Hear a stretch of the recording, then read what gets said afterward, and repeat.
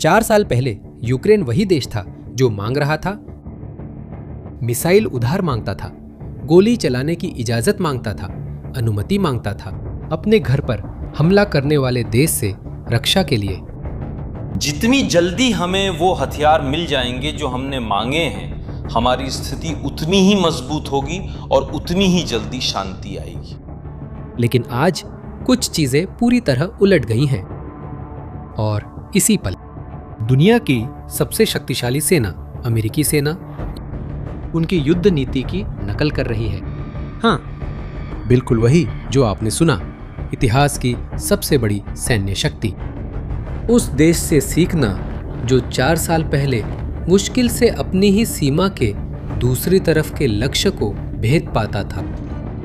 लेकिन आखिरकार ये सब कैसे हुआ? इसका जवाब उस शस्त्रागार में है जिसे शायद ही किसी ने करीब से देखा हो।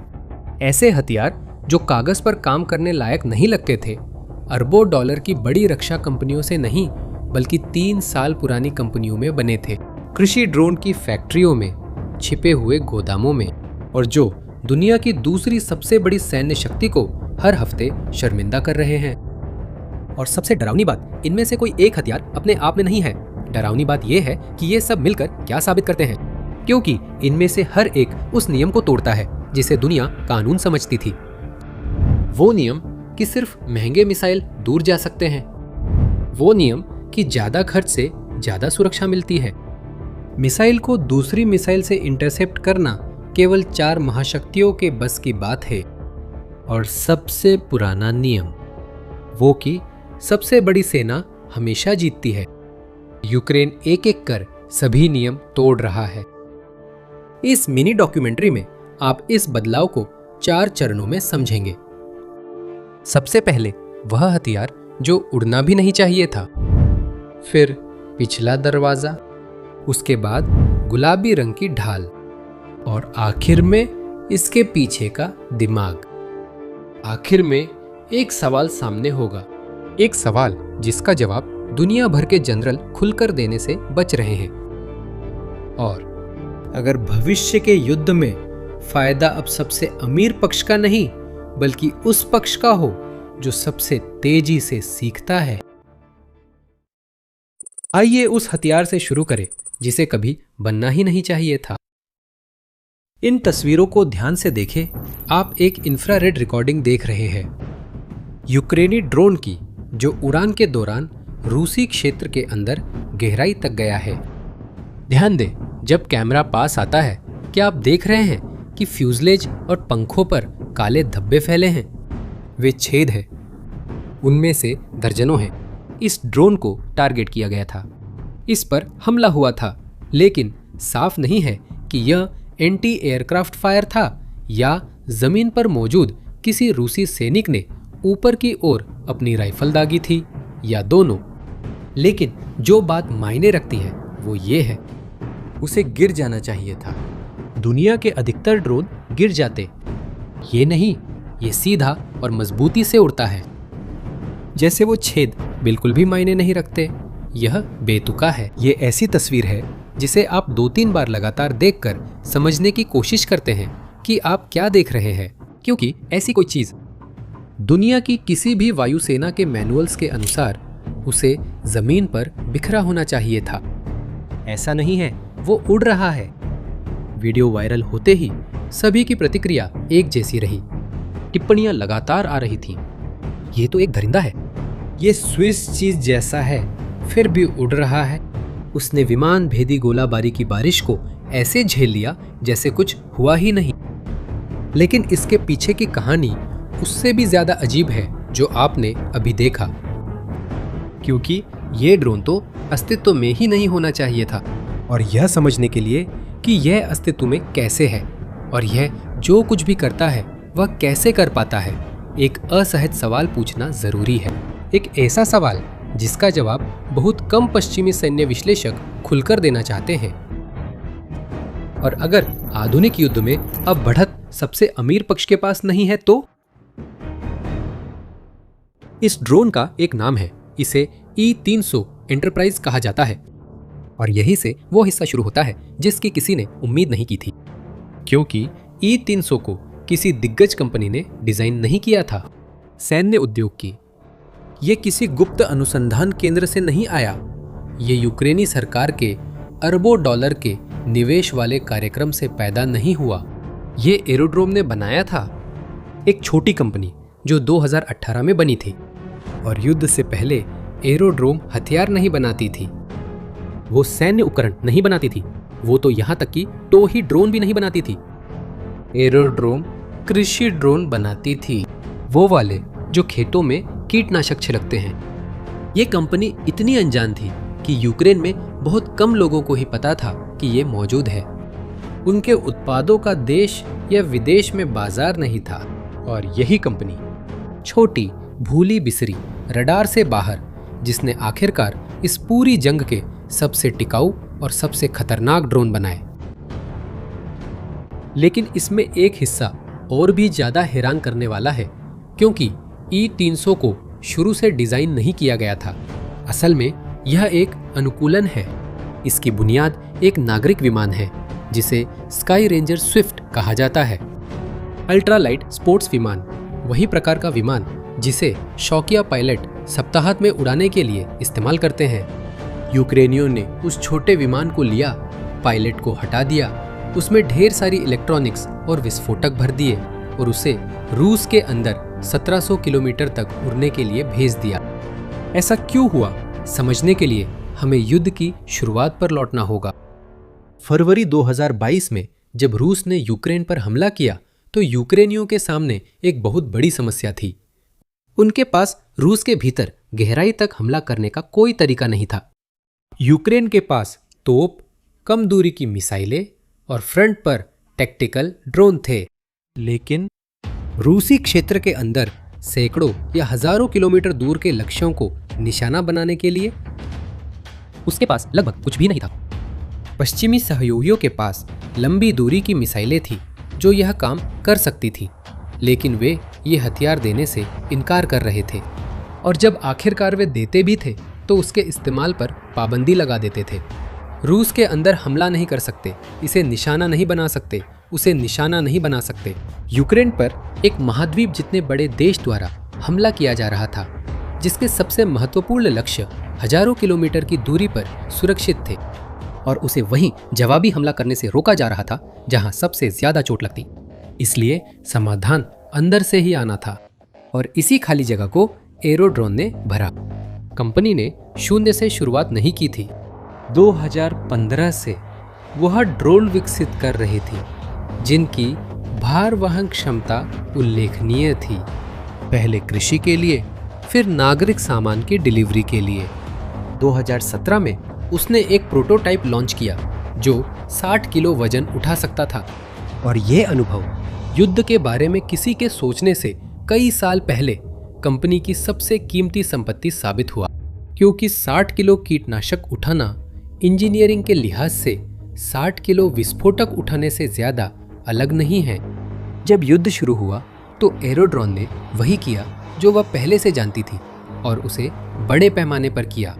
उन्होंने ultra light sky ranger Swift लिया, ज्यादा वजन सहने के लिए उसकी संरचना मजबूत की, उड़ान दूरी बढ़ाने के लिए अतिरिक्त ईंधन टैंक लगाए, और विमान में खुद से उड़ने के लिए जरूरी चीजें जोड़ी।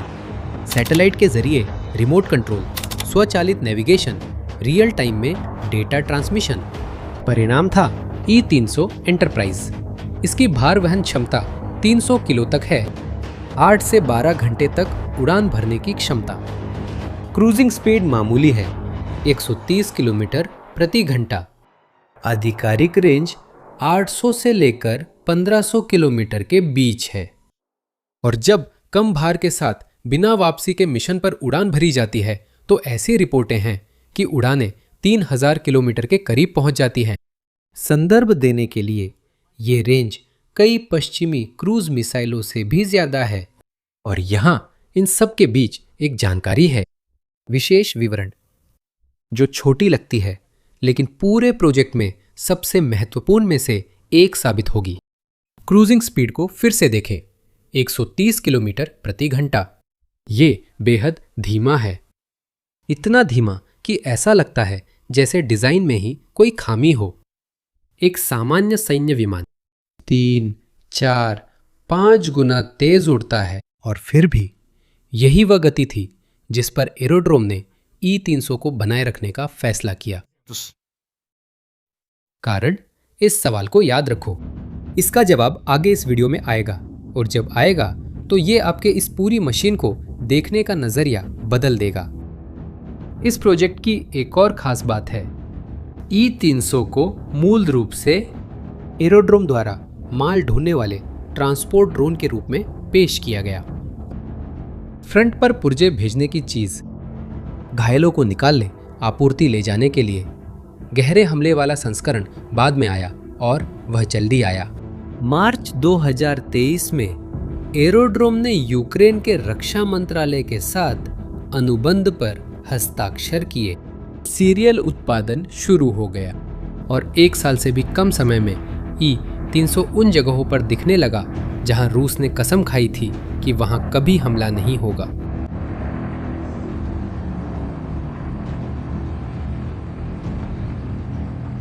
दो अप्रैल 2024, तातारस्तान, रूस। यूक्रेनी सीमा से 1300 किलोमीटर दूर यही वो जगह है जिसे युद्ध के मैनुअल रणनीतिक गहराई कहते हैं। एक ऐसा क्षेत्र जो मोर्चे से इतना दूर है कि रूसियों को लगता था कि वहां तक किसी भी यूक्रेनी हमले का पहुंचना असंभव है। तातारस्तान को निशाना बनाने के लिए पूरे वायु रक्षा प्रणाली को पार करना जरूरी था। पश्चिमी रूसी वायु रक्षा, रडार को पार करना, लड़ाकू विमानों के ठिकानों को पार करना, रूस के औद्योगिक केंद्र को पार करना। तातारस्तान में किसी को नहीं लगता था कि तातारस्तान खतरे में है। और ठीक तातारस्तान में यालाबुगा शहर में एक क्षेत्र के भीतर, जिसे यालाबुगा विशेष आर्थिक क्षेत्र के नाम से जाना जाता है, रूस ने अपनी युद्ध मशीन के लिए कुछ बहुत ही मूल्यवान चीज बनाई थी। ड्रोन की एक फैक्ट्री, कोई आम फैक्ट्री नहीं, वही फैक्ट्री। यहीं पर रूस ने औद्योगिक स्तर पर शायद 136 ड्रोन असेंबल करना शुरू किया, जिन्हें रूसियों ने जेरान-2 नाम दिया है और जिन्हें हर रात यूक्रेनी शहरों पर दागा जाता है। वे ड्रोन जो स्कूटर की तरह भनभनाते हैं और जो रिहायशी इमारतों, बिजली घरों और अस्पतालों से टकराते हैं। यालाबुगा की फैक्ट्री इस मशीन का मुख्य हिस्सा थी। उस 2 अप्रैल की सुबह करीब 6 बजे ये बदल गया। सुरक्षा कैमरों और स्थानीय लोगों ने घटना रिकॉर्ड की। यालाबुगा के आसमान में कुछ दिखाई दिया। वह कोई मिसाइल नहीं थी, वह कोई लड़ाकू विमान नहीं था, वह एक छोटा विमान था जो अकेला, नीचा और धीरे धीरे उड़ रहा था। दूर से देखने वाले ने सोचा वह शायद रास्ता भटका अल्ट्रालाइट विमान है, शायद रास्ते में कोई समस्या थी, लेकिन ऐसा नहीं था। वो एक यूक्रेनी ड्रोन था, बिना पायलट के, सीधे रास्ते पर घंटों से उड़ रहा है, लगभग सीधी रेखा में, पूरे पश्चिमी रूसी क्षेत्र को पार करते हुए बिना इंटरसेप्ट किए, और कुछ ही सेकंड में फैक्ट्री परिसर पर झपट पड़ा। विस्फोट इतना बड़ा था कि पूरे शहर में सुना जा सकता था।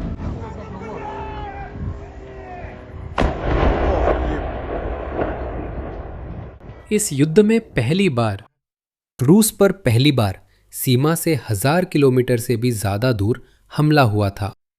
और ये पश्चिमी क्रूज मिसाइल से नहीं हुआ था, ये किसी महंगे, जटिल, आयातित हथियार से नहीं हुआ था। ये आम पर्यवेक्षक को एक छोटे निजी विमान जैसा दिख रहा था। इस ऑपरेशन की जिम्मेदारी यूक्रेनी सैन्य खुफिया एजेंसी ने ली थी, और यूक्रेनी सरकार ने एक खास बात जरूर कही, कोई भी पश्चिमी हथियार इस्तेमाल नहीं किया गया। सब कुछ घरेलू निर्माण था, यूक्रेनी तकनीक थी, यहाँ तक कि वह ड्रोन भी जिसने 1300 किलोमीटर की उड़ान भरी थी। यह नागरिक अल्ट्रालाइट विमान था जिसे हथियार बना दिया गया था। कुछ ओपन सोर्स विश्लेषणों ने इसे E-300 एंटरप्राइज के अनुकूल बताया है।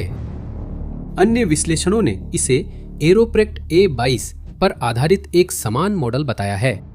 किसी भी स्थिति में ये पहली बार था जब इस प्रकार के प्लेटफॉर्म यानी लंबी दूरी के हथियारों में बदले गए नागरिक विमान रूस के अंदरूनी हिस्से में निशाना भेदा और ई-300 इस नई श्रेणी का सबसे प्रसिद्ध उदाहरण बन गया। येलाबुगा पर हमला सिर्फ शुरुआत थी। अगले हफ्तों में रूस ने जाना कि उसकी शरणस्थली खत्म हो चुकी थी। ई-300 और अन्य लंबी दूरी के यूक्रेनी ड्रोन जो इसके बाद सामने आए, रूस के और भी अंदरूनी इलाकों तक पहुंचने लगे। अछूती मानी जाने वाली येलबुगा की फैक्ट्री बार बार निशाना बनने लगी।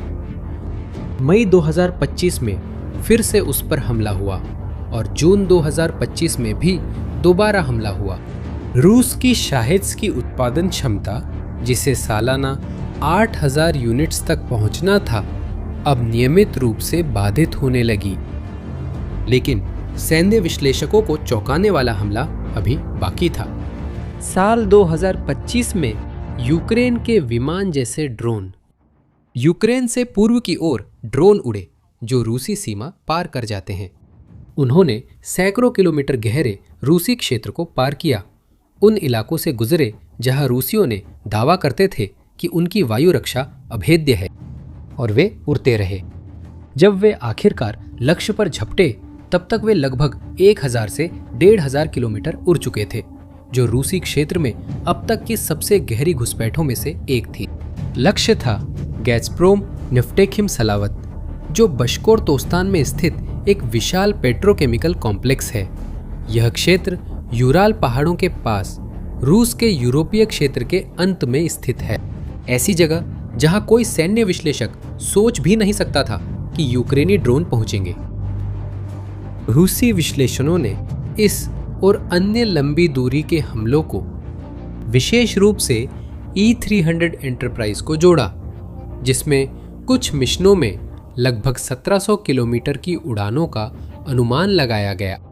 आपको पहले वाला खुला सवाल याद है कि क्यों एरोड्रोन ने इतनी धीमी क्रूजिंग स्पीड पर जोर दिया, सिर्फ 130 किलोमीटर प्रति घंटे की रफ्तार पर? यहां ये है जवाब। आधुनिक वायु रक्षा रडार ज्यादातर डॉपलर प्रकार के होते हैं। वे चलते हुए लक्ष्यों से परावर्तित आवृत्ति में हुए परिवर्तन को मापकर काम करते हैं। जितना तेज लक्ष्य चलता है, उसकी पहचान रडार पर उतनी ही स्पष्ट होती है। लेकिन इसकी एक निचली सीमा होती है। जब कोई चीज बहुत धीरे उड़ती है तो रडार उसे शोर की तरह फिल्टर कर देता है, जैसे कोई पक्षी, जैसे हवा में उड़ती हुई कोई पत्ती, जैसे कुछ भी नहीं। ई-300 इसी का फायदा उठाता है। ये ठीक उसी स्पीड रेंज में उड़ता है जो रडार को भ्रमित कर देती है। ये लगभग भूत जैसी छाप है। कुछ वहां है, पर डिटेक्शन सिस्टम्स उसे नजरअंदाज करने को प्रोग्राम हैं। 300 की धीमी गति उसकी खासियत है, कोई कमी नहीं। रूस की प्रतिक्रिया, जो आखिरकार इसे समझ गया, उसने खुद को ढालने की कोशिश की। अक्टूबर 2025 में यूक्रेनी सूत्रों ने रूसी व्यवहार में बदलाव की रिपोर्ट करना शुरू किया। छोटे इंटरसेप्टर ड्रोन, जिन्हें खासतौर पर यूक्रेनी लंबी दूरी के ड्रोन का शिकार करने के लिए डिजाइन किया गया था, रूसी हवाई क्षेत्र में दिखाई देने लगे। रूसियों ने समझ लिया था कि महंगे मिसाइल और पारंपरिक वायु रक्षा प्रणालियां उस विमान के खिलाफ बेकार है जो नीचे धीरे धीरे उड़ता है और जिसकी लागत उनकी तुलना में बहुत कम है। रूसी समाधान सीधा था, यूक्रेनी ड्रोन को मार गिराने के लिए अपने खुद के ड्रोन बनाना। और यहीं पर वही तस्वीरें वापस आती है जो इस वीडियो की शुरुआत में दिखाई गई थी। क्या आपको वो ड्रोन याद है जो कई छेदों के साथ रूसी क्षेत्र में गहराई तक गया था? वह एक 300 है, और वह इंफ्रारेड कैमरा जिसने उसके पास आने की रिकॉर्डिंग की थी, वह किसी पारंपरिक वायु रक्षा टीम का नहीं था। वह रूसी इंटरसेप्टर ड्रोन का ऑन बोर्ड कैमरा था। आसमान से ई-300 का शिकार कर रहा था, उस पर लगातार गोलियां चला रहा था, और फिर भी दर्जनों वार करने के बाद भी उसे गिरा नहीं सका। यही वह दरिंदा है जिसके लिए रूस ने एक नया जवाब तैयार किया है, जिसका शिकार करने की कोशिश की जा रही है, और अभी तक वे इसमें सफल नहीं हो पाए हैं।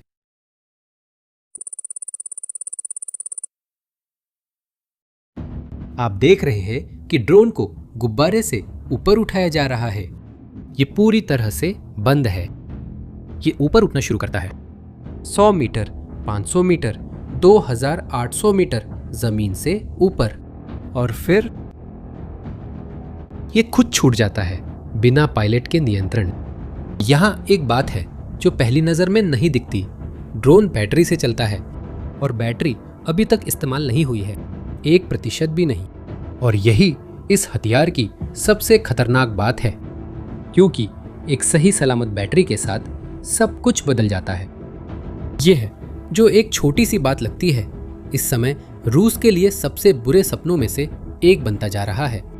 लेकिन आखिरकार इतनी साधारण चीज दुनिया की सबसे महंगी वायु रक्षा प्रणाली को कैसे शर्मिंदा कर रही है? ये समझने के लिए कि ये गुब्बारा रूसी जनरलों को इतना क्यों डराता है, आपको उस समस्या को समझना होगा जिसे यूक्रेन महीनों से हल करने की कोशिश कर रहा था। पिछले कुछ हफ्तों में कब्जे वाले इलाकों में रूसी सैनिकों को आपूर्ति करने वाली सड़कें किसी जाल जैसी बन गई हैं। क्राइमिया और कब्जे वाले इलाकों को रूसी मुख्य भूमि से जोड़ने वाले राजमार्ग अब मौत के गलियारे हैं। ईंधन से भरे बख्तरबंद ट्रक और आपूर्ति काफिले एक के बाद एक लगभग आसानी से तबाह कर दिए गए। यूक्रेन इस विनाश के क्षेत्र को और भी गहराई तक धकेलना चाहेगा, मॉस्को के और करीब, रूस की रसद व्यवस्था के केंद्र के और करीब। लेकिन एक सीमा थी और उस सीमा का एक तय आंकड़ा था। यूक्रेन इन हमलों में जो ड्रोन इस्तेमाल करता है वे बहुत अच्छे हैं, लेकिन हर मोटर चालित ड्रोन की एक सीमा होती है और इसकी सीमा करीब 150 किलोमीटर है। इस दायरे में सब कुछ रूसियों के लिए खतरा है, इसके बाहर सब कुछ सुरक्षित था। और यूक्रेन इस शब्द को मिटाने के लिए दृढ़ था, सुरक्षित, ताकि आप दबाव की तीव्रता समझ सके। फरवरी और अप्रैल 2026 के बीच राष्ट्रपति जेलेंस्की ने घोषणा की कि यूक्रेन ने मध्यम दूरी के हमलों की संख्या 4 गुना बढ़ा दी है।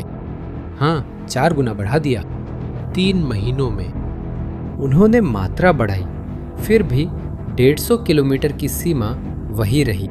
दुर्भाग्यवश ड्रोन का इंजन समझौता नहीं करता।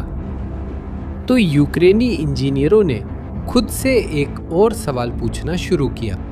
सवाल यह नहीं था कि और ताकतवर ड्रोन बनाए जाएं, यह कुछ और भी ज्यादा चालाक था।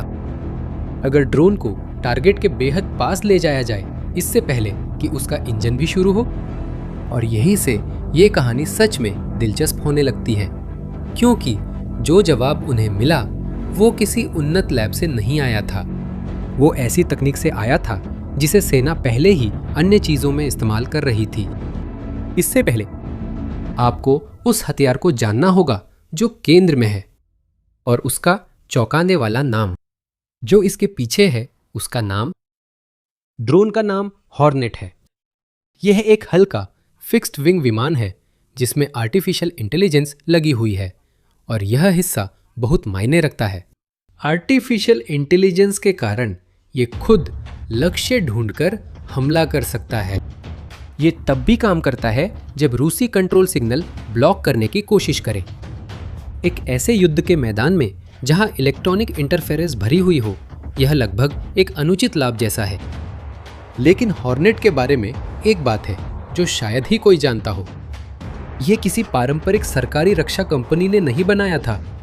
इसे एक कंपनी ने विकसित किया जिसकी स्थापना और फंडिंग एक ऐसे नाम ने की जिसे आप शायद किसी और जगह से जानते होंगे। एरिक श्मिट, गूगल के पूर्व कार्यकारी अध्यक्ष। हाँ, वो आदमी जिसने दुनिया के सबसे बड़े सर्च इंजन को बनाने में मदद की, अब आर्टिफिशियल इंटेलिजेंस वाले युद्ध ड्रोन को फंड कर रहा है, और वो भी छुपकर नहीं। जुलाई 2025 में इन ड्रोन को यूक्रेन को देने का समझौता खुद राष्ट्रपति जेलेंस्की की मौजूदगी में साइन किया गया था। घोषित लक्ष्य सैकड़ों हजार यूनिट्स का उत्पादन करना था और 2026 में इसे और भी बढ़ाना था। हॉर्नेट ने अपनी उपयोगिता इतनी जल्दी साबित कर दी कि अमेरिकी सेना ने भी लिथुआनिया, पोलैंड और जर्मनी में अभ्यास के दौरान इसका प्रशिक्षण लेना शुरू कर दिया। यानी यह कोई प्रायोगिक प्रोटोटाइप नहीं है, यह एक हथियार है जिसे परखा गया है, बड़े पैमाने पर बन रहा है और सिलिकॉन वैली से फंड मिल रही है। लेकिन दुनिया का सबसे अच्छा हथियार भी दुनिया की सबसे बेहतरीन आर्टिफिशियल इंटेलिजेंस के साथ भी उस सीमा से आगे नहीं बढ़ पा रहा था। 150 किलोमीटर, इस सीमा का हल ड्रोन में नहीं था। ये एक ऐसे ब्लाइंड स्पॉट में था जिसकी जानकारी रूस को भी नहीं थी। इस ब्लाइंड स्पॉट को समझने के लिए आपको रूसी वायु रक्षा के काम करने का तरीका जानना होगा, और यह परतों में काम करती है। ये ऊंचाई अनुसार व्यवस्थित होती है। वहां नीचे जमीन के पास लगभग 1.5 किलोमीटर की ऊंचाई तक मशीन गन और ऑटोमेटिक तोपें ये नीचे उड़ने वालों पर असरदार हैं। थोड़ा और ऊपर लगभग 3 किलोमीटर तक इंटरसेप्टर ड्रोन अब दूसरे ड्रोन पकड़ने में अधिक उपयोग हो रहे हैं, और उससे ऊपर खैर यहां मामला बदल जाता है। 3 किलोमीटर से ऊपर रूस के पास लगभग एक ही विकल्प है, जमीन से हवा में मार करने वाली मिसाइलें बेहद महंगी पैंट्सर, थॉर, S-300 और मशहूर S-300 जैसे सिस्टम से दागी जाती है।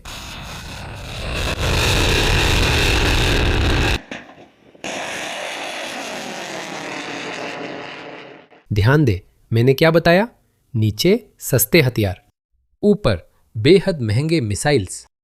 लेकिन इन दो स्तरों के बीच एक खाली अंतराल है, एक ऐसी ऊंचाई जहां सस्ते हथियार नहीं पहुंच सकते और जहां करोड़ों डॉलर की मिसाइल इस्तेमाल करना सरासर फिजूल खर्ची है। खाली दुनिया की सबसे प्रशंसित वायु रक्षा के ठीक बीच में। और अब जो साफ सवाल उठता है, आखिर ऐसा क्या है जो इस खाली जगह में बिना कोई अलार्म बजाए उड़ सकता है? जवाब वही है जो शुरू में देखा था, गुब्बारा। 8000 मीटर की ऊंचाई पर ड्रोन ले जा रहे गुब्बारे की सिग्नेचर लगभग अदृश्य होती है। हॉर्नेट, जिसका इंजन बंद है, रडार पर बेहद हल्का संकेत देता है और लगभग कोई गर्मी नहीं छोड़ता। तो फिर गुब्बारे के बारे में क्या कहेंगे? वह भी उतना ही कम नजर आने वाला है, शायद उससे भी ज्यादा। वह चुपचाप ऊपर उठता है, बादलों को पार करता है और एक पूर्व निर्धारित ऊंचाई पर अपने आप ड्रोन छोड़ देता है। यह ऊंचाई के कारण हो सकता है, नक्शे पर किसी सीमा को पार करने के कारण, या बस टाइमर के जरिए बिना किसी ऑपरेटर के बटन दबाए। और फिर हॉर्नेट ठीक वही करता है जो आपने देखा। ये खुद को स्थिर कर ग्लाइड करने लगता है बिना बैटरी खर्च किए। वह जब लक्ष्य के पास मोटर चालू करता है, उसके पास लगभग पूरी चार्जिंग बची होती है। मैंने जो शुरू में कहा था, याद है? बैटरी ठीक है। यही चीज ड्रोन की रेंज 2 गुनी या उससे ज्यादा कर देती है। और रूस के लिए इसमें एक मजेदार बोनस भी है। ऐसे गुब्बारे को गिराना बिल्कुल आसान नहीं है। ये कोई पार्टी का गुब्बारा नहीं है जो सुई से फट जाए। आपको अंदाजा हो, 1998 में कनाडा ने एक मौसम के गुब्बारे पर करीब 1000 गोलियां चलाई थी, और वो गिरा ही नहीं। 8000 मीटर ऊंचाई पर छेद होने पर भी गैस धीरे निकलती है, जिससे गुब्बारा कई दिन में नीचे आता है। तब तक ड्रोन मिशन पूरा कर चुका होता है। लेकिन रूस के पास अभी एक आखिरी चाल थी। आखिरकार उसके पास ऐसी मिसाइलें हैं जो इतनी ऊंचाई तक जा सकती हैं, सिर्फ दागना ही काफी होगा। और यहीं पर वो समस्या आई जिसे मास्को में कोई भी हल नहीं कर सका। मान लीजिए कि रूस उस गुब्बारे का पता लगा लेता है, उसे निशाना बनाता है और उसे गिराने के लिए मिसाइल दागता है। तकनीकी रूप से यह काम करता है। असल में यह एक वित्तीय आपदा है, क्योंकि अब वही नंबर है जिसे मैं वीडियो की शुरुआत से छुपा रहा था। S-400 जैसे सिस्टम का मिसाइल एक बार दागने पर सैकड़ों, हजारों से लेकर कई मिलियन डॉलर तक का खर्च आता है। वही गुब्बारा, ड्रोन और गैस मिलाकर कुल खर्च 8 से 20 हजार डॉलर के बीच आता है। अब इसकी तुलना दूसरी तरफ से करो। रूस को इन्हें गिराने के लिए एक बंगले जितनी महंगी मिसाइल जलानी पड़ती है, बावजूद इसके सफलता की गारंटी नहीं होती। या कई मिसाइलें इसे दर्जनों हमलों से गुना करें, सैकड़ों से, और आप समझ जाएंगे कि यह क्यों टिकाऊ नहीं है। और भी है, रूस का मिसाइल भंडार अनंत नहीं है और थकावट के स्पष्ट संकेत है। खुली स्रोतों से पता चलता है कि रूस ने युद्ध के दौरान पहले ही 40 से अधिक S-400 बैटरियां खो दी है। और सिर्फ यही नहीं है, मॉस्को ने तुर्की को बेचे गए सिस्टम्स को वापस खरीदने की कोशिश की और भारत के साथ पहले से तय डिलीवरी को टाल दिया। कुछ हमलों में निर्यात के लिए चिन्हित मिसाइलें भी नजर आईं, यानी वे मिसाइलें जो रूसी इस्तेमाल के लिए बनी ही नहीं थी। इनमें से हर एक संकेत अपने आप में बहुत कुछ कहता है। एक साथ ये दिखाते हैं कि रूसी भंडार दबाव में है। वास्तव में अब मैंने अभी तक जो कुछ भी कहा है उसे सब एक साथ जोड़ लो। हमारे पास ऐसा हमला है जिसकी कीमत एक इस्तेमाल की हुई कार जितनी है, और उसके सामने ऐसी रक्षा है जिसकी कीमत हर फायर पर लाखों में है, और उसका स्टॉक भी खत्म होता जा रहा है। इसीलिए हम कहते हैं कि दुनिया की सबसे महंगी रक्षा प्रणाली भी इसका जवाब नहीं दे सकती, जबकि उनके पास इसकी तकनीक है, क्योंकि हिसाब ही नहीं बैठता। गणित यूक्रेन के साथ है। अब उस गुब्बारे को जो शुरू में देखा था 1000 से गुणा कर दो, क्योंकि लगभग यही है जो यूक्रेन हवा में भेज रहा है। 2025 के अंत से 1000 से ज्यादा गुब्बारे अलग अलग उद्देश्यों के लिए रूसी क्षेत्र में छोड़े जा चुके हैं। अब हॉर्नेट ले जाने वाले वेरिएंट के साथ रूसी क्षेत्र का हर किलोमीटर पहले जैसा सुरक्षित नहीं रहा। और यह कोई सिद्धांत नहीं है, हॉर्नेट पहले ही युद्ध में शामिल हो चुका है। अभी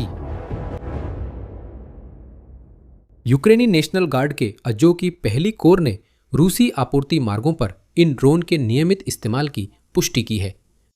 और पायलट कहते हैं, फ्रंट लाइन से 160 किलोमीटर पीछे तक की सड़कों पर गश्त करना और कब्जे में लिए गए डोनेट्स्क शहर के ऊपर से उड़ान भरना, फ्रंट से 50 किलोमीटर से ज्यादा दूर।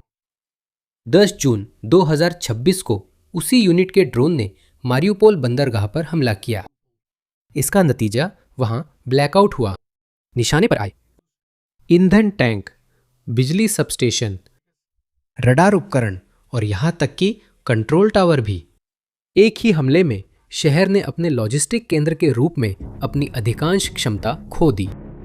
5 दिन पहले 5 तारीख को क्राइमिया को आपूर्ति करने वाली ट्रेन लाइनों की बारी थी और प्रायद्वीप के लिए एक मुख्य सैन्य मार्ग यानी नोवोरोसिया में रूसी यातायात गिर गया। गिरावट 71% तक पहुंच गई। और जानते हैं इसका कुल मिलाकर क्या असर हुआ? 2014 में रूस द्वारा प्रायद्वीप पर कब्जा करने के बाद से क्रीमिया में सबसे बड़ा ईंधन संकट, और क्रेमलिन जो शायद ही कभी कमजोरी स्वीकार करता है, को सार्वजनिक रूप से समस्या की गंभीरता को स्वीकार करना पड़ा। और अब तक आपने जो कुछ भी देखा वो सब ड्रोन से किया गया था। और गुब्बारे सिर्फ अगला कदम है। ये वही हल है जिससे इसी हॉर्नेट को और भी गहराई तक और भी सस्ते में उन लक्ष्यों तक पहुंचाया जा सकता है जिन्हें रूस ने सोचा था कि वे पहुंच से बाहर है। देखो, मुझे कहना है ये कहानी अभी खत्म होने से बहुत दूर है।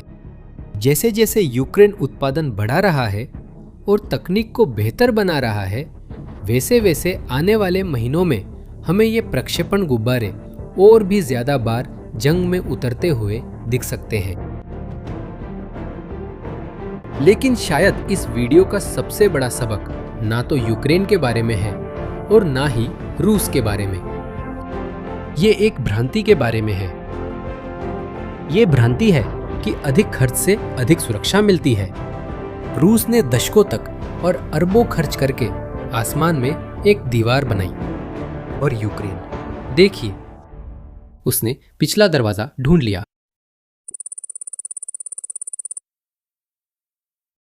पिछले हफ्ते यूक्रेन के किसी गुप्त स्थान पर एक गुलाबी रंग की मिसाइल आसमान में गई। वीडियो कुछ ही सेकंड का है, लेकिन जो लोग विषय समझते थे उन्होंने तुरंत पहचाना कि उस समय मिसाइल किसी चीज पर हमला नहीं करने वाली थी। उसे तो उल्टा रास्ता तय करने के लिए बनाया गया था, ऊपर जाकर हवा में दूसरे मिसाइलों को गिराने के लिए। मैं रूस के सबसे खतरनाक मिसाइलों की बात कर रहा हूं, इस्कंदर।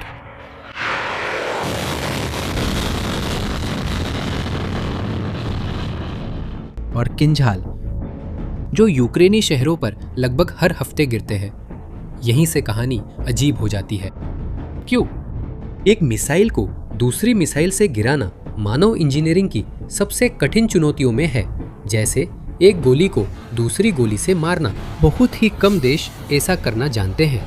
संयुक्त राज्य अमेरिका, इजराइल, रूस, चीन, और हर एक ने इसे हासिल करने में दशकों और भारी धन खर्च किया है। यह एक बंद क्लब है जो नए लोगों को स्वीकार नहीं करता। जैसा कि आप जानते हैं, यूक्रेन युद्ध में है, पैसे की कमी है और फैक्ट्रियों पर बमबारी हो रही है। और इतनी जटिल स्थिति में भी उसने इस क्लब के दरवाजे पर दस्तक देने का फैसला किया। अब अकेले। क्यों? क्योंकि आज जब रूसी किंझाल मिसाइल कीव पर उतरता है तो दुनिया में सिर्फ एक ही चीज है जो उसे इमारत से टकराने से पहले रोक सकती है।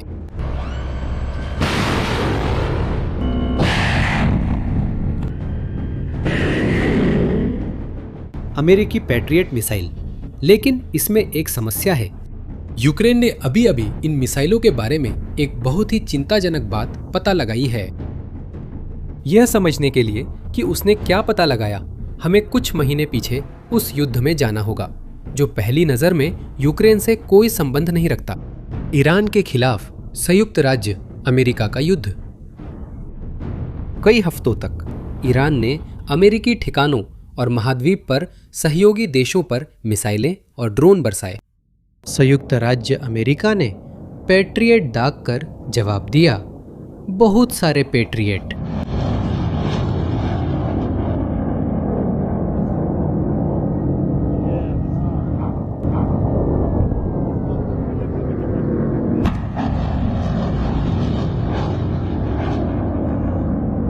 ये क्या बकवास है? ईरान के खिलाफ युद्ध के लगभग 40 दिनों में अमेरिका ने अपने पैट्रियट इंटरसेप्टर मिसाइलों का आधे से ज्यादा हिस्सा, करीब 1400 मिसाइलें खर्च कर दी। ये सिर्फ अमेरिकियों के साथ नहीं हुआ। विश्लेषकों के अनुमान के अनुसार सऊदी अरब, संयुक्त अरब अमीरात, कतर और इजराइल के संयुक्त भंडार लगभग 90% तक गिर गए। अब सोचिए इसका क्या मतलब है उस देश के लिए जो 4 साल से मिसाइल हमलों के तहत जी रहा है।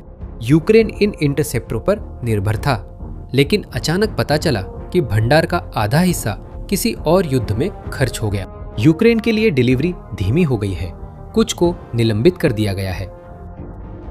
एक पश्चिमी सैन्य विश्लेषक ने स्थिति को बिना लाग लपेट के बताया, पैट्रियट इंटरसेप्टर भूल जाओ, यूक्रेनियों को नहीं मिलेंगे। लेकिन इस पल को सबसे अच्छी तरह से पकड़ने वाली बात अंदर से आई। दिमित्री कुलेबा यूक्रेन के विदेश मंत्री थे। उन्होंने सालों तक घर घर जाकर पैट्रियट मिसाइलों के लिए भीख मांगी, और अब वो ये कहते हैं, क्या हम पैट्रियट्स पर भरोसा कर सकते हैं? मुझे लगता है कि अब हम नहीं कर सकते। यही तो खोज है। अमेरिकी सुरक्षा छाता है, लेकिन वहां लाइन लगी है। यूक्रेन समझ चुका है कि वो लाइन के आखिर में है, अमेरिकी बेसों के पीछे, मध्य पूर्व में, इजराइल और ताइवान के पीछे। अब आप सोच रहे होंगे, ठीक है, स्टॉक कम है, बस और बना लो, है ना? यही तो यूक्रेन को उम्मीद थी। और तभी दूसरी बुरी खबर आई। सिर्फ इस साल अमेरिकी सेना को केवल 172 नए पैट्रियट इंटरसेप्टर मिले हैं। 172 1000 से ज्यादा दागे गए मिसाइलों की भरपाई के लिए। अनुमानों के मुताबिक अमेरिका का स्टॉक ईरान के साथ युद्ध से पहले के स्तर पर 2029 में ही वापस आएगा। हाँ, आपने बिल्कुल सही सुना। जरा सोचिए, पश्चिमी देशों में इंटरसेप्टर मिसाइलों का उत्पादन लगभग 60 से 65 प्रति माह होता है। क्या आप समस्या देख सकते हैं? राष्ट्रपति ज़ेलेंस्की ने इसे एक वाक्य में संक्षेप किया, मौजूदा चुनौतियों के सामने ये कुछ नहीं है। इस बीच सीमा के दूसरी ओर घड़ी उल्टी दिशा में चल रही है। यूक्रेनी सैन्य खुफिया के अनुसार रूस हर साल लगभग 700 इस्कंदर मिसाइलें बनाता है, साथ ही दर्जनों किंझाल भी। इन सब मिलाकर हर साल 800 से 1000 बैलिस्टिक मिसाइलें बनती हैं। और क्या आप जानते हैं कि पूरे यूरोप की इन मिसाइलों को रोकने की क्षमता क्या है? करीब 300 प्रति वर्ष। पश्चिम जितनी मिसाइलें गिरा पाता है, रूस उससे 3 गुना ज्यादा बना लेता है। यूक्रेनी खुफिया एजेंसी का अनुमान है कि रूस यूक्रेन पर हर महीने 100 तक बैलिस्टिक मिसाइलें दाग सकता है, वो भी अपना स्टॉक कम किए बिना। वे जितना खर्च करते हैं उतना ही फिर से बना लेते हैं, लेकिन पश्चिम ऐसा नहीं कर पाता। साथ ही इसमें कीमत की समस्या भी है। पैट्रियट मिसाइल का हर एक प्रक्षेपण लगभग $4 मिलियन का होता है, लेकिन असली समस्या यहाँ पैसे की भी नहीं है। समस्या यह है कि ऐसी कोई उत्पादन लाइन नहीं है जो इसकी मांग को पूरा कर सके। ज़ेलेंस्की ने अभी भी कोशिश की, एक आखिरी दांव लगाया। उन्होंने औपचारिक रूप से संयुक्त राज्य अमेरिका से यूक्रेन के भीतर ही पैट्रियट इंटरसेप्टर बनाने के लिए लाइसेंस मांगा। उन्होंने व्हाइट हाउस और कांग्रेस को पत्र भेजा। अब तक उन्हें सिर्फ चुप्पी मिली है। खरीदना मुमकिन नहीं है, लाइसेंस पर भी बनाने नहीं देते। एक ही रास्ता बचा था, सबसे मुश्किल रास्ता, शुरू से बनाना। और यहीं पर इस कहानी की सबसे अप्रत्याशित कंपनी आती है और गुलाबी मिसाइल के रहस्य का जवाब। फायरपॉइंट की स्थापना 2023 में हुई थी। ये सरकारी नहीं है, ये सोवियत उद्योग से नहीं आई है। ये 18 कर्मचारियों के साथ शुरू हुई थी और आज इसमें 2200 से अधिक लोग हैं। इसका नेतृत्व महिला इरिना तेरेक कर रही है, जो आक्रमण के पहले दिनों में रूसियों द्वारा कब्जा किए गए गांव से भाग गई थी। कहा जाता है उनकी कार में आज भी रूसी गोली का निशान है। और गुलाबी रंग, खैर वही तो अब इस कंपनी की पहचान बन गई है। इसकी 2 उत्पत्ति की कहानियां हैं, दोनों अच्छी हैं। अमेरिकी मीडिया ने बताया कि पहले मिसाइल गलती से फैक्ट्री में गुलाबी रंग के बन गए थे और टीम ने उस रंग को अपनाने का फैसला किया। टेरेक खुद इसकी अलग कहानी बताती हैं। यह एक अंदरूनी मजाक था कि महिलाएं पुरुषों के वर्चस्व वाली इंडस्ट्री चला रही है। उन्होंने कहा, अगर कोई महिला रक्षा कंपनी चलाती है तो सबसे बुरा क्या हो सकता है? कुछ भी भयानक नहीं, लेकिन मिसाइलें गुलाबी हो सकती हैं, चाहे उत्पादन में गलती हो या मजाक। असल में कंपनी की प्रसिद्ध गुलाबी मिसाइल को एक पक्षी का नाम मिला, फ्लेमिंगो। और फ्लेमिंगो कोई सजावट नहीं है।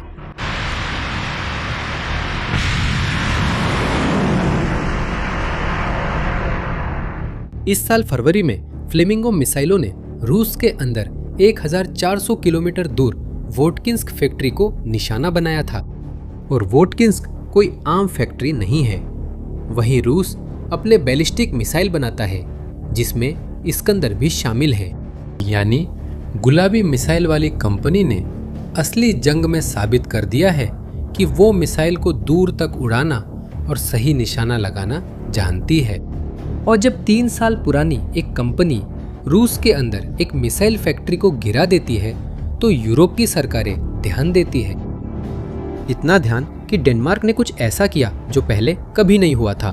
डेनमार्क ने अस्थायी रूप से 20 से अधिक कानूनों और नियमों को निलंबित कर दिया ताकि फायर पॉइंट की एक फैक्ट्री को डेनमार्क की जमीन पर एक F-35 फाइटर जेट एयरबेस के पास तेजी से बनाया जा सके। ये नाटो के भीतर पहली यूक्रेनी हथियार फैक्ट्री है। एक यूरोपीय देश अपनी ही नौकरशाही को एक 3 साल पुरानी यूक्रेनी कंपनी के लिए तोड़ रहा है। एक नई, महत्वाकांक्षी और विवादों से घिरी कंपनी, जैसे हर वो चीज जो युद्ध के बीच बहुत तेजी से बढ़ती है। लेकिन यही कंपनी थी जिसने वो मिशन स्वीकार किया जिसे किसी और ने स्वीकार नहीं किया।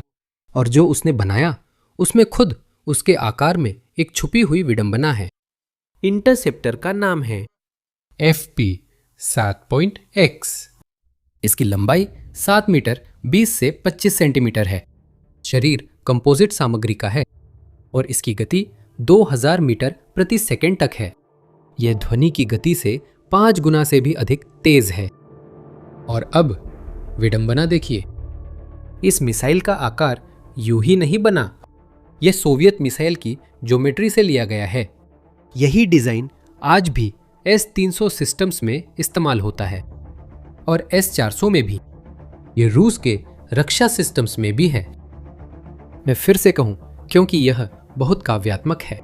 जो मिसाइल यूक्रेन को रूसी हमलों से बचा सकती है, उसमें रूसी मिसाइल का DNA है। यूक्रेन ने सोवियत इंजीनियरिंग की उस विरासत को अपनाया है जिसे वो अच्छी तरह जानता है और अब उसी हथियार को उसके निर्माता के खिलाफ मोड़ रहा है। लेकिन अंदर से यह एक अलग कहानी है और ये कहानी यूरोपीय है। अप्रैल में फायर पॉइंट ने जर्मन कंपनी DL डिफेंस के साथ समझौता किया। यही कंपनी प्रसिद्ध IRIS-T सिस्टम बनाती है जो मिसाइल की आंखें हैं। वह सेंसर जो उड़ान के अंतिम चरण में लक्ष्य को देखता है। यूरोप की सबसे बड़ी मिसाइल निर्माता कंपनी MBDA इस विकास में मदद कर रही है। कमान केंद्र नॉर्वे की कोंग्सबर्ग कंपनी से आता है। रडार साब थेल्स और हेंस होल्ट जैसी दिग्गज कंपनियों से आते हैं। इस पूरे सिस्टम को एक नॉर्डिक देवी का नाम भी दिया गया है, फ्रेया। क्या आप समझते हैं कि इसका क्या मतलब है? ये कोई अकेला यूक्रेनी मिसाइल नहीं है। ये यूरोप है जो चुपचाप पेट्रियट के विकल्प के रूप में प्लान B बना रहा है और कीमत इस जल्दी का कारण है। जैसा कि मैंने पहले बताया था, हर पेट्रियट इंटरसेप्टर की कीमत लगभग $3,800,000 है। यूक्रेनी मिसाइल 7 लाख, 5 गुना से भी ज्यादा सस्ता। और देखिए, एक दिलचस्प बात, अमेरिकी सेना ने हाल ही में अपने आपूर्तिकर्ताओं से ठीक यही चीज मांगते हुए एक प्रतियोगिता शुरू की है। $1 मिलियन से कम कीमत का इंटरसेप्टर। यहां तक कि एक अमेरिकी जनरल ने इस अवधारणा के बारे में एक प्रकाशन में यूक्रेनी मिसाइल की तस्वीर का इस्तेमाल उदाहरण देने के लिए किया। जैसा कि आप देख सकते हैं, छात्र ही अब मिसाल बन गया है। और सबसे दिलचस्प बात यह है कि 3 परीक्षण पहले ही फिल्माए जा चुके हैं। पहली उड़ान फरवरी में हुई थी, दूसरी मार्च में और जून वाला, और शायद यह सबसे महत्वपूर्ण है क्योंकि यह पहली पूरी तरह से नियंत्रित उड़ान थी जिसमें मिसाइल हवा में ही दिशा बदल रही थी। फाइनेंशियल टाइम्स के अनुसार मिसाइल 25 किलोमीटर की ऊंचाई तक पहुंच गई थी, एक इलाका जो पहले पैट्रियट का था। कंपनी के सह संस्थापक ने अखबार को परीक्षण की पुष्टि की और कहा कि बड़े पैमाने पर उत्पादन अगस्त में शुरू हो सकता है, जिसमें रोजाना 3 मिसाइलें बनेंगी। लेकिन आगे का रास्ता अभी भी लंबा है। पहली वास्तविक इंटरसेप्शन 2027 के अंत में ही तय है। तब तक फ्रेया एक दाव है। एक बात जरूर ध्यान रखें, यही इस वीडियो का मुख्य विचार है, चाहे वो कुछ भी बोले। उसे बनाने का फैसला पहले ही सच बता चुका है। वो युग जब अमेरिकी सुरक्षा को तयशुदा हकीकत माना जाता था, कुछ ऐसा जिस पर लोग सूरज के उगने जैसा भरोसा करते थे, वो युग खत्म हो गया है। यूक्रेन सिर्फ पहला देश था जिसे ये खबर मिली, क्योंकि वही एकमात्र देश है जो ऐसी बातें बमबारी के बीच जानता है। कई देशों के पास, जैसे इजराइल, अपनी सुरक्षा ढाल होती है।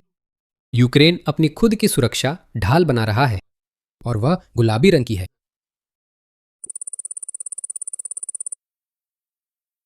अब जो होने वाला है, ध्यान दो।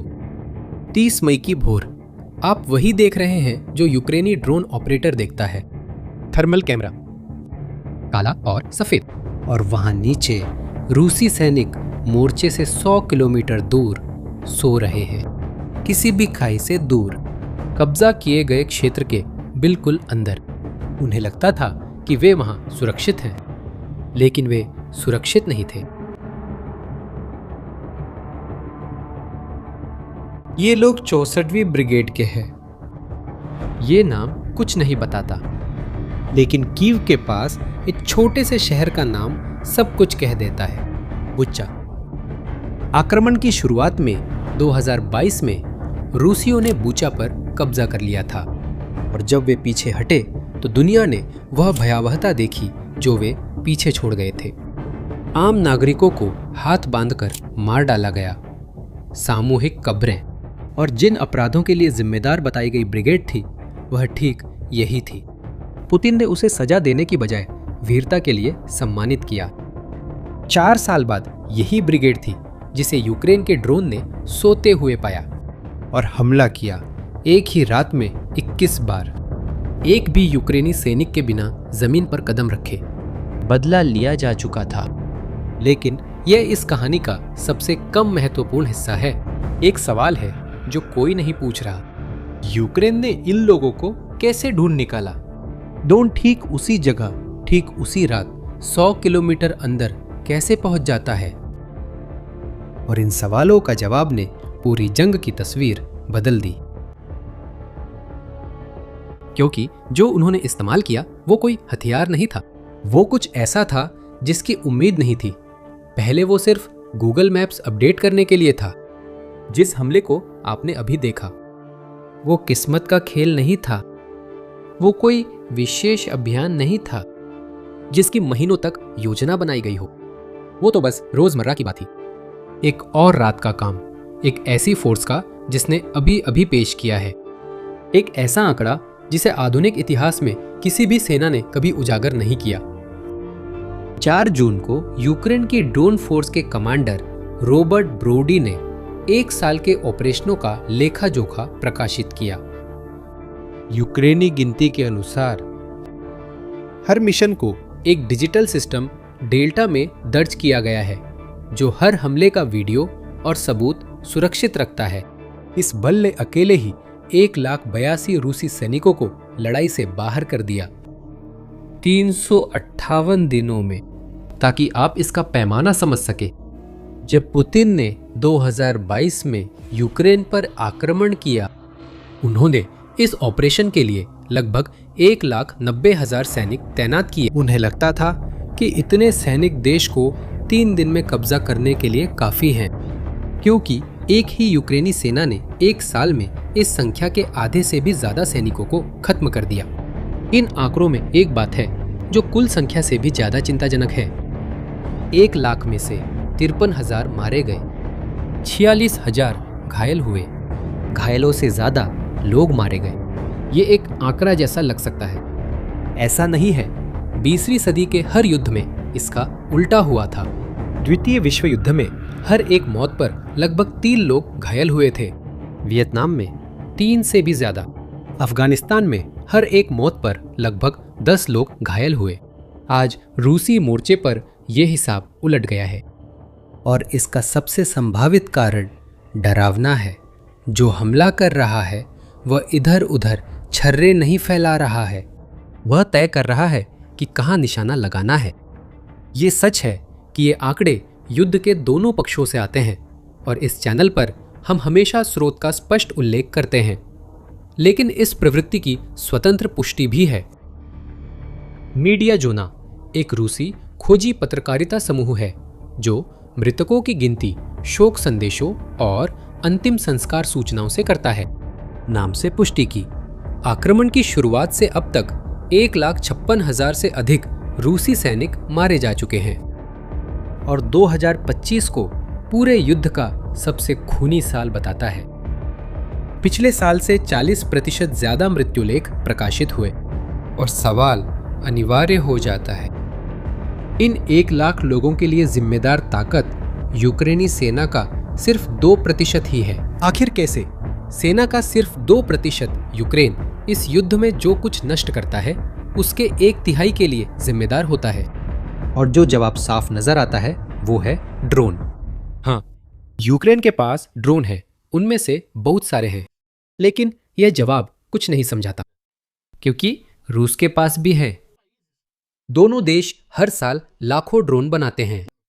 आजकल ड्रोन करीब 80% हताहतों के लिए जिम्मेदार है। दोनों तरफ से। रूस ने इसे गंभीरता से लिया कि उसने ड्रोन युद्ध के लिए पूरा एक केंद्र बना दिया, रूबिकॉन, जिसका मिशन यूक्रेन को तकनीक और सैन्य सिद्धांत में यूक्रेन की बराबरी करना है। वही हथियार दोनों तरफ लगभग समान मात्रा में, और फिर भी सिर्फ एक तरफ बदल दिया। इस हथियार को एक ऐसी मशीन में बदल दिया जिसने 1 लाख हताहत कर दिए। जब दो सेनाओं के पास एक ही हथियार होता है और परिणाम उल्टे हों तो इसका कारण हथियार में नहीं होता, यह इस पर निर्भर है कि इसका उपयोग कैसे होता है। यूक्रेन ने जो किया उसे अब विस्तार से समझेंगे। यूक्रेन में बदलाव 3 चरणों में हुआ और हर एक ने घेरा थोड़ा और कस दिया। पहला कदम था संगठन। जून 2025 में यूक्रेन ने अपनी ड्रोन इकाइयों को इकट्ठा किया, जो पहले से मौजूद थी, लेकिन हर एक अपने अपने तरीके से काम कर रही थी। सब कुछ ब्रॉव्द के नेतृत्व वाले एक समूह में बांधा गया। 12 इकाइयां एक ही मशीन बन गई।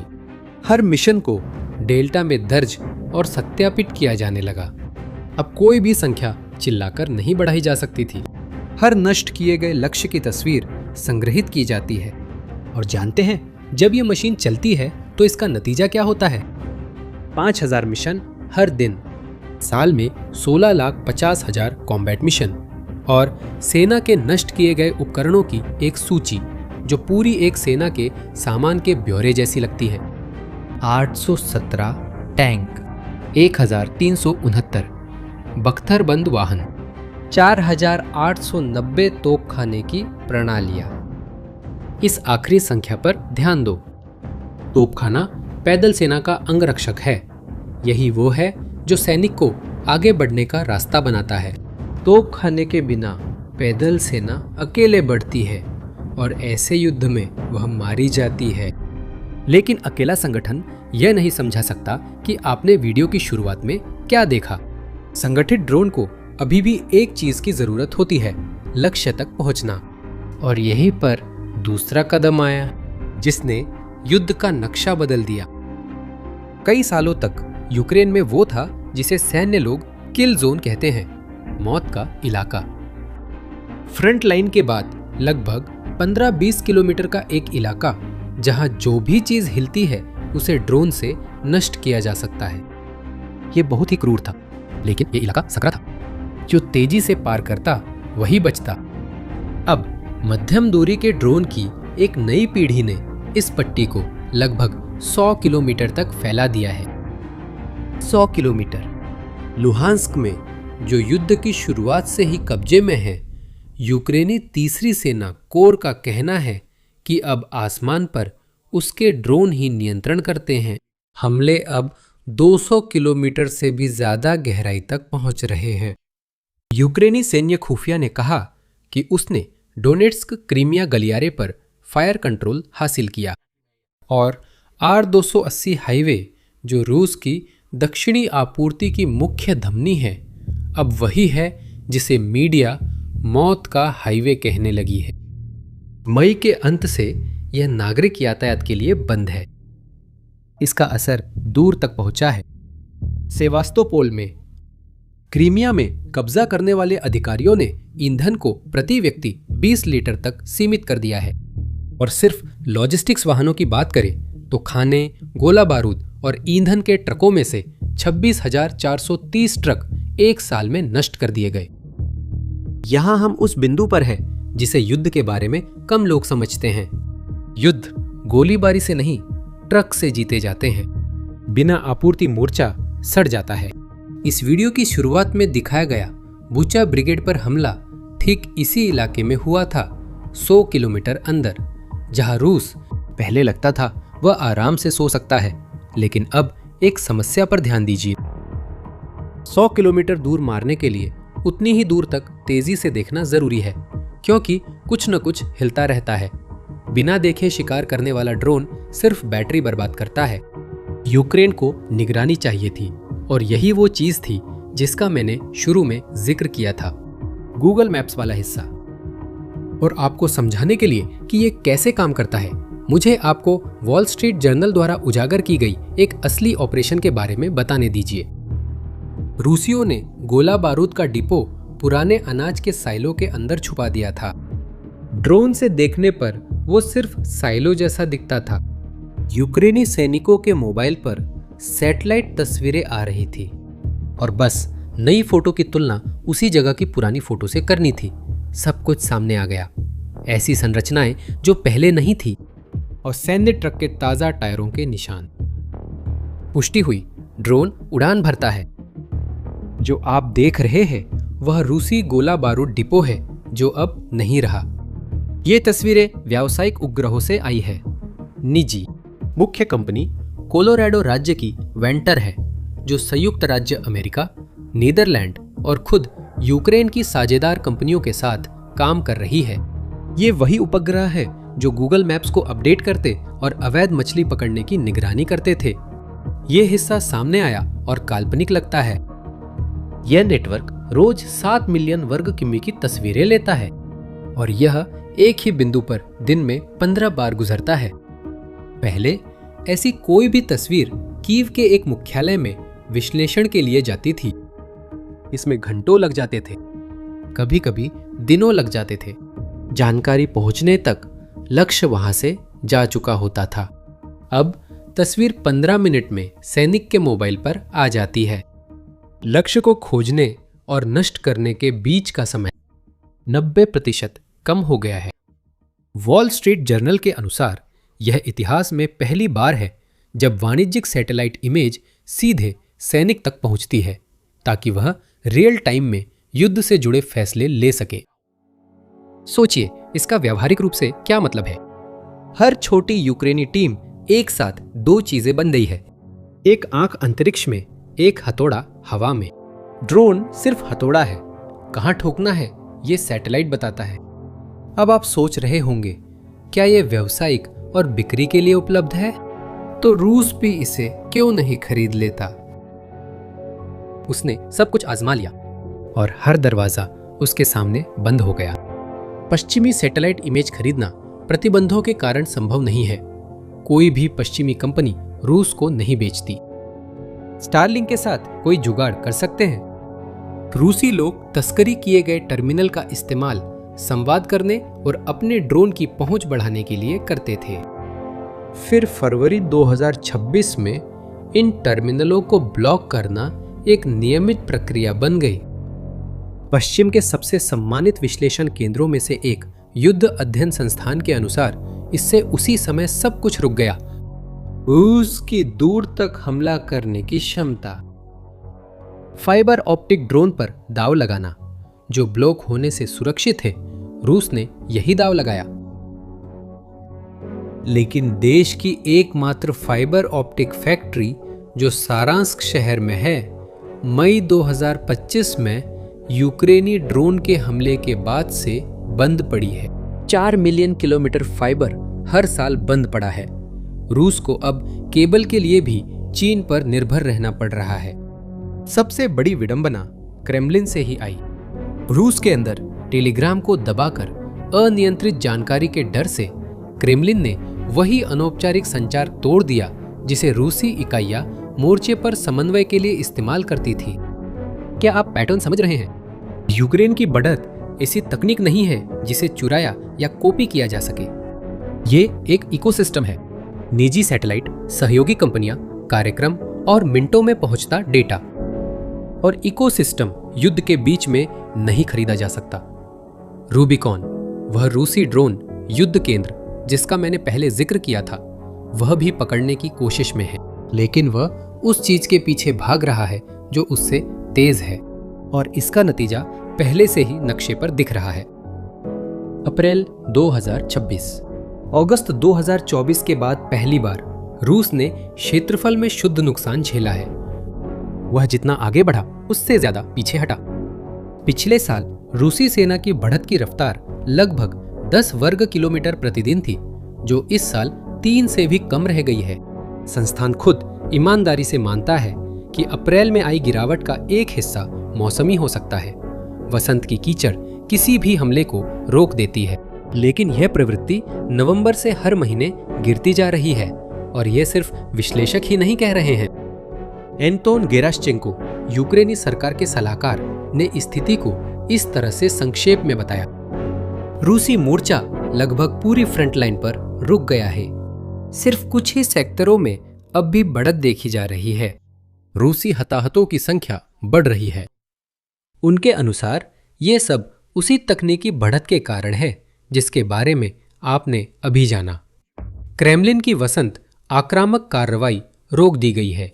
ठीक है दोस्तों, शांति नहीं है ड्रोन के बिना, और वहां बहुत तोपखाना है और दुश्मन एक कठिन दिन झेल रहा है।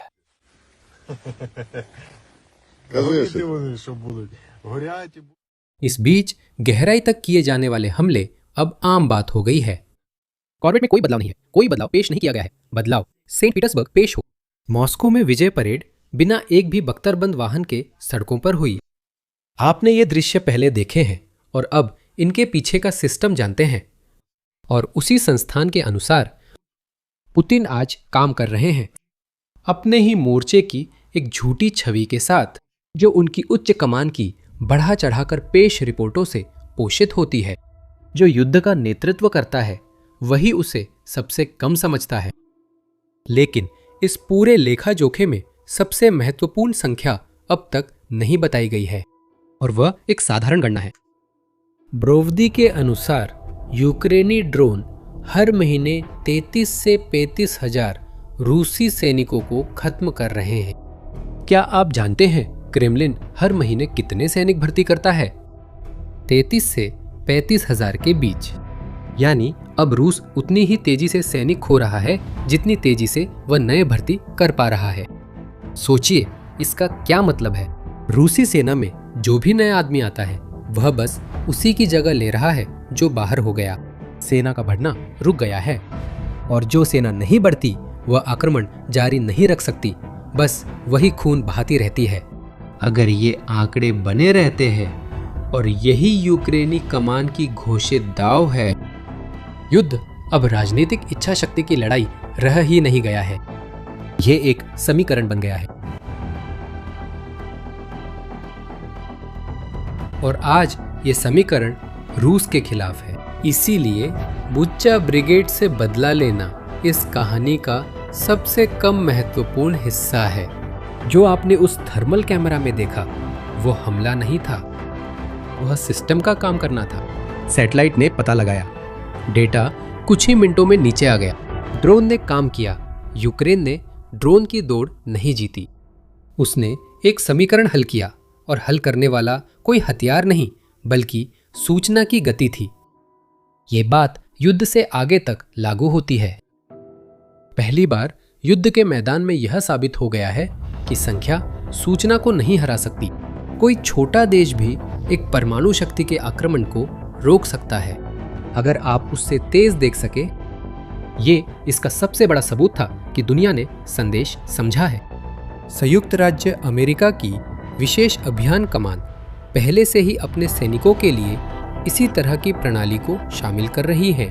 दुनिया की सबसे शक्तिशाली सेना यूक्रेन की नकल कर रही है। विद्यार्थी अब शिक्षक है और ये कहानी अभी शुरू ही हुई है। ब्रॉडी की ताकत दूसरे साल में आंकड़ा दुगुना करने का वादा करती है। 2 लाख हताहत। रूसी खैर उनके सामने कठिन काम है। इस समीकरण की आने वाले महीनों में परीक्षा होगी और उसके हर ओ यहाँ चैनल पर दिखेंगे और मुझे कमेंट्स में जवाब दें। क्या आपको लगता है कि रूस अभी भी इस समीकरण को तोड़ सकता है या खेल पूरी तरह से पलट चुका है? अब कैमरा दूर करो और पूरे दृश्य को देखो। फार्म का छोटा हवाई जहाज 1500 किलोमीटर उड़ता है क्योंकि वह इतना धीमा है कि रडार को उसकी परवाह ही नहीं होती। $8,000 का गुब्बारा करोड़ों के सिस्टम को हरा देता है। 3 साल पुरानी कंपनी द्वारा बनाया गया गुलाबी रंग का मिसाइल अमेरिका द्वारा छोड़ी जगह को भरते हुए, और सैटेलाइट ब्रेन जो 2% सेना को रूस की कुल हानि का 1/3 बना देता है। इनमें से कोई भी चीज अकेले युद्ध नहीं जीत सकती। जब ये सब साथ होती है तो एक ही कहानी कहती है, उस देश की जिसने मांगना छोड़ा और बनाना शुरू किया। 4 साल पहले यूक्रेन उधार के हथियारों के लिए मिन्नतें कर रहा था, जिनके इस्तेमाल पर कई नियम थे कि कहाँ इस्तेमाल हो सकते हैं। आज वह हर साल 50 से ज्यादा नए हथियारों का परीक्षण करती है, लाखों ड्रोन बनाती है, सहयोगियों को तकनीक निर्यात करती है और देखती है कि ग्रह की सबसे ताकतवर सेना उसी सिद्धांत की नकल कर रही है जिसे उसने बनाया था। बमबारी के बीच छात्र अब शिक्षक बन गया है। इसीलिए शुरुआत में पूछा गया सवाल इस युद्ध से आगे भी अहम है। सदियों तक दुनिया ने माना कि युद्ध उसी का होता है जिसके पास सबसे बड़ा बजट होता है, सबसे बड़ी सेना, सबसे महंगी तकनीक। यूक्रेन युद्ध के मैदान में दिखा रहा है कि शायद ये खत्म हो गया है। संख्या या पैसा रचनात्मकता को नहीं हरा सकते और अगली जंग में बढ़त शायद उसी के पास होगी जो ज्यादा खर्च नहीं बल्कि ज्यादा तेजी से सीखता है। अगर इस बदलाव ने आपका नजरिया बदला है तो लाइक और सब्सक्राइब जरूर करें, इससे चैनल को मदद मिलेगी, क्योंकि ये कहानी अभी खत्म होने से बहुत दूर है। हर नया हथियार, हर टेस्ट, इस बदलाव का हर चैप्टर यहीं से होकर गुजरेगा। और अब मैं आपकी राय जानना चाहता हूँ, इस नए युग में आप किसे चुनेंगे? जिसके पास बड़ा शस्त्रागार है या जो ज्यादा तेज, ज्यादा सस्ता और ज्यादा रचनात्मक है? नीचे लिखिए, मैं सभी टिप्पणियां पढ़ता हूँ। देखने के लिए धन्यवाद। अगले वीडियो में मिलते हैं।